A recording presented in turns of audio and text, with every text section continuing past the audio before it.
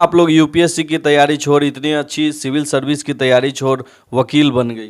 लेके रहेंगे और साथ साथ दूसरे को भी न्याय हम लोग दिलवाएंगे, ये हम लोग कसम खा चुके हैं। डीएसपी हैं, उनको डिमोशन करके इंस्पेक्टर बना दिया, उनका डिमोशन हो गया। जी, डीएसपी शंकर कुमार झा का पोस्टमार्टम हो गया है और उनका मृत्यु तिथि पुलिस बता रही है कि 29 है।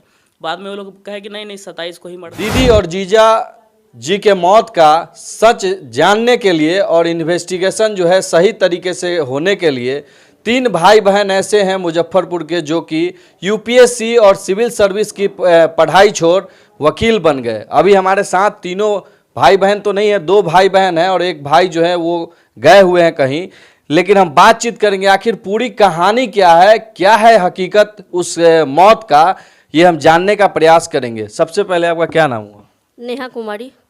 नेहा जी, क्यों आप लोग यूपीएससी की तैयारी छोड़ इतनी अच्छी सिविल सर्विस की तैयारी छोड़ वकील बन गई? कि देखिए, चूंकि जीजा जी और दीदी की मौत 2017 में हुई, उसके बाद से हम लोग लगातार मतलब थाना का भी चक्कर काटे, पुलिस प्रशासन का मतलब जहाँ जहाँ हो सका हम लोग हर जगह चक्कर काटे, लेकिन कहीं कोई सुनवाई नहीं हुई। जीजा जी का पोस्टमार्टम रिपोर्ट, मृत्यु प्रमाण पत्र वगैरह जो भी था वो तो हम लोग इकट्ठा कर लिए, लेकिन दीदी का पोस्टमार्टम रिपोर्ट हो या मृत्यु प्रमाण पत्र हो अभी तक हम लोगों को कहीं से नहीं मिला है। और मतलब पुलिस से कोई भी मदद, किसी भी प्रकार की मदद हम लोग को कहीं से नहीं मिली। क्योंकि एफआईआर करने के लिए भी हम लोग को पूरे यहाँ सरैया थाना का बहुत चक्कर काटना पड़ा, लेकिन वो लोग एफआईआर भी दर्ज नहीं किए। तो फिर मुजफ्फरपुर न्यायालय के आदेश पर मतलब एफआईआर दर्ज हुआ है।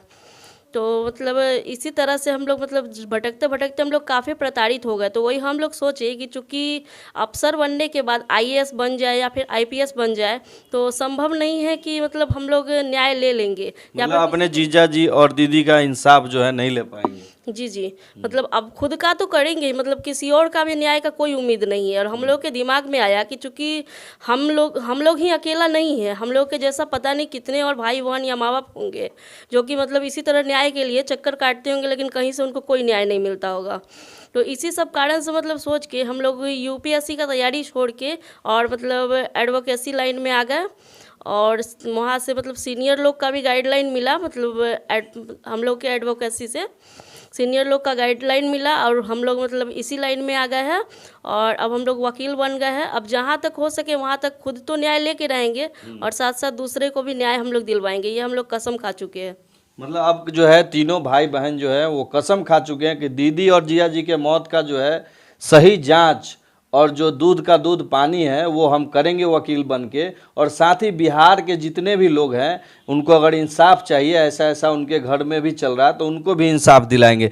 लेकिन ये 2017 की जब ये वारदात हुई थी तो आप लोगों को कब मालूम चला था कि दीदी जिया जी का मौत हो गया? कब पहुँचे थे आप? जी, घटना के दिन ही हम लोग को जानकारी हुई है। हम लोग गए, चूँकि अब मतलब इतना बड़ा हादसा था, पहुंचने में यहाँ से थोड़ा समय लग गया। पहुँचे हम लोग, लेकिन उन लोग से वहाँ नहीं मिल पाए जहाँ पे हादसा हुआ था। नसरैया पीएससी में उनको जो है एसकेएमसीएच रेफ़र कर दिया गया था, लेकिन सीधे हम लोग मिले अपोलो बर्न हॉस्पिटल में। हमारी बहन का डेथ हो चुका था जहाँ जब हम मिले थे, और हमारे बहनों भी भर्ती थे वहाँ पे, वहाँ इलाज चल रहा था। उस दिन उनकी भी डेथ हो गई। उसके बाद से ये पूरा मामला जो है प्रशासनिक लोगों और पुलिस पदाधिकारियों के बीच जो है मामला पिस के ख़त्म हो चुका है। और इसको जीवंत बनाने में हम लोग जो जहाँ तक संभव है वहाँ तक प्रयास कर रहे हैं। घटना के दिन से इसमें आज तक मैनेजमेंट वाला ही काम हुआ है। सभी पदाधिकारी है, पुलिस के और प्रशासन के, वो लोग मिल के मामले को मैनेज करने में लगे हुए हैं। सारे लोग मतलब जो है मैनेज करने में लगे। अच्छा, इस केस में ये भी देखने को मिला कि एक डीएसपी हैं, उनको डिमोशन करके इंस्पेक्टर बना दिया, उनका डिमोशन हो गया। जी, डीएसपी शंकर कुमार झा, मतलब उन पर विभागीय कार्रवाई भी चल रही है वर्तमान में। और इस मामले में हमारा एक मतलब सरकारी गवाह बनने के लिए हमको बुलाया गया था आईजी ऑफिस में। हमारा बयान वगैरह हुआ था ऑडियो विजुअल में, और उस बयान के बाद जो है इन पर कार्रवाई हुई है। इनको सीधे डीएसपी से एक पुलिस इंस्पेक्टर में मतलब जो है क्या बोला जाए, डिमोशन कर दिया गया है। और इस मामले में इन्होंने बहुत गलत किया था, इनका बहुत सारा गलती है पेपर पे जो ये कर चुके हैं। अब मामले में आदमी की मृत्यु जो है 27 मई 2017 को ही लिख रहा है कि घटना के 2 दिन के बाद मृत्यु हुई है, जबकि जिस दिन घटना हुई उसी दिन मृत्यु हुई। एक जगह खुद से लिख रहा है कि नहीं, यूडी केस दर्ज होने के 2 दिन के बाद, मतलब 6 महीने के बाद आदमी मरा है।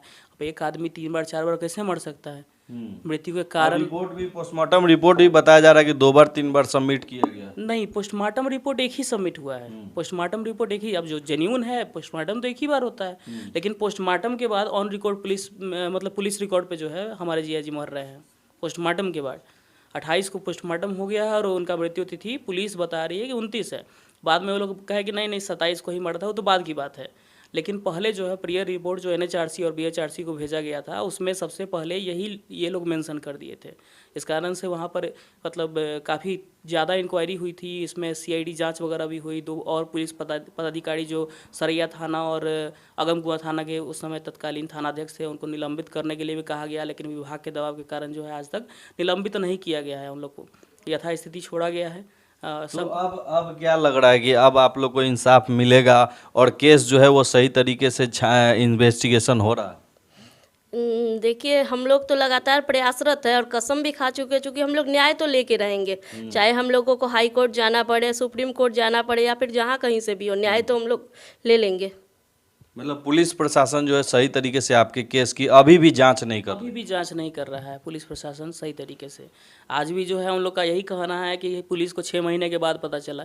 जिस दिन ये घटना हुई, घटना के बाद सरैया PSC ले जाया गया, वहीं से एक OD स्लिप जारी होता है। OD स्लिप थाने को गया, थाना से लोग आए, बयान वगैरह जो लेना था लिए, बाद में नकार गए, बोले कि नहीं मतलब इस तरह की घटना की कोई जानकारी थानों को है ही नहीं। अब इतनी बड़ी घटना हो गई वहाँ, जिस समय हम पहुँचे थे सरैया, काफ़ी पुलिस लोग थे वहाँ पे। अब पुलिस उपस्थित है, वो लोग कह रहे हैं कि नहीं पुलिस प्रशासन को पता ही नहीं है कि घटना हो गई। 6 महीने तक बात को दबा के रखा गया और उस समय से लेके आज तक मैनेजमेंट जारी है। तो पूरा जो है इसमें पुलिस प्रशासन का ही लापरवाही। जी बिल्कुल, पुलिस प्रशासन और जिले के जो पदाधिकारीगण हैं उनकी लापरवाही बस यही है कि मतलब हम इतना सारा आवेदन देते रह गए, लेकिन उन दोषी पुलिस पदाधिकारियों पर ना तो कोई कार्रवाई हुई, ना इस मामले में अग्रेतर कुछ हो सकता था सो किया गया। इसको लगातार सबसे बड़ा सवाल है कि आप लोग चाहती तो सिविल सर्विस जैसे UPSC हो गया, BPSC हो गया, ये तैयारी करती, अधिकारी बनती, तो आप खुद जो है जिले का अधिकारी हो जाती, फिर वकालत क्यों चुन ली? जी देखिए, अधिकारी अगर हम बन भी जाते तो अकेला तो हम कुछ नहीं कर सकते, चूँकि और लोग हैं, और लोग वैसे हैं तो हम कुछ नहीं कर सकते। लेकिन हाँ, अधिवक्ता बन के ज़रूर कर सकते हैं, क्योंकि मतलब हम लोग भी हैं अधिवक्ता के रूप में, और हमारे सीनियर लोग भी हैं जो अभी मौजूद है, कोर्ट में मौजूद हैं, सीनियर लोग भी हैं। उन लोगों की मदद से और मतलब हम लोग मतलब आगे बढ़ के लोगों को न्याय दिलवा सकते हैं। खुद तो मतलब न्याय के लिए लड़ ही रहे और आगे भी लड़ेंगे जब तक न्याय मिल न जाए, लेकिन और लोगों के लिए भी लड़ेंगे। हम लोग का बस यही प्रयास है।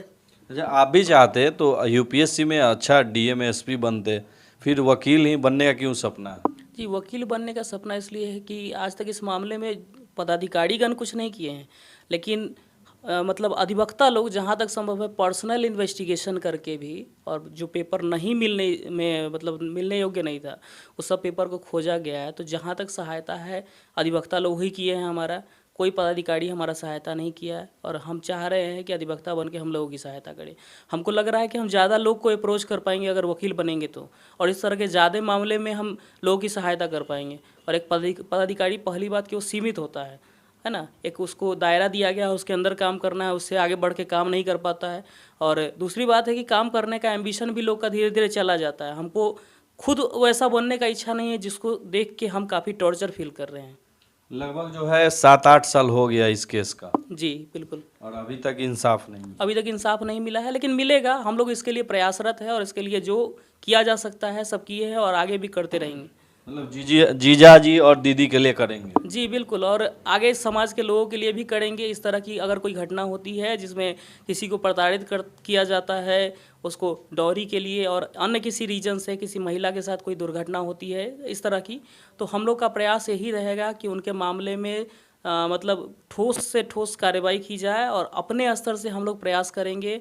और जहाँ तक संभव हो उनको इकोनॉमिकली हम हेल्प करेंगे, देखेंगे कि उनको किसी तरह की कोई समस्या ना हो केस लड़ने में, क्योंकि ये चीज़ जो है लगभग लोग फेस करते हैं न्यायालय में आने के बाद, है ना। तो हमारा प्रयास है कि उनका अगर संभव हो देखा जाए मामला निःशुल्क, अगर हम लड़ने में सक्षम होंगे तो निःशुल्क ही लड़ेंगे उनका मामला, इस तरह के जो मामला आएंगे कोर्ट में। तो देखिए, ये हमारे साथ 3 भाई बहन ऐसे हैं जो कि अपने जीजा जी और दीदी के मौत का जो है मिस्ट्री और सही जांच और इन्वेस्टिगेशन के लिए जो है वो यूपीएससी की तैयारी छोड़ आज वकालत कर रहे हैं और वकील बनने का जो है वो पढ़ाई कर रहे हैं, और बहन जो है वकील बन भी चुकी है। लेकिन सबसे बड़ा सवाल उस डीएसपी पे उठता है, जो डीएसपी जांच सही तरीके से नहीं करने के कारण इसी केस में और भी केस जो है इसके साथ साथ उसमें जो है सही जांच करने के ना कारण जो है उनका डिमोशन हो जाता है। तो ऐसे ऐसे डीएसपी, ऐसे ऐसे अधिकारी और ऐसे जो डॉक्टर हैं जो कि रिपोर्ट 2 दिन बाद का देते हैं, मौत जो है 2 दिन पहले हो जाता है, तो ऐसे लोगों पर कैसी कार्रवाई होना चाहिए, आप लोग कमेंट करके इस वीडियो को दूर दूर तक फैलाएं, ताकि जो है इन 3 भाई बहनों का लोग जो है वो जाने कि अपने जीजा जी और दीदी के इंसाफ के लिए ये लोग लड़ाई लड़ रहे हैं। जय हिंद, जय बिहार।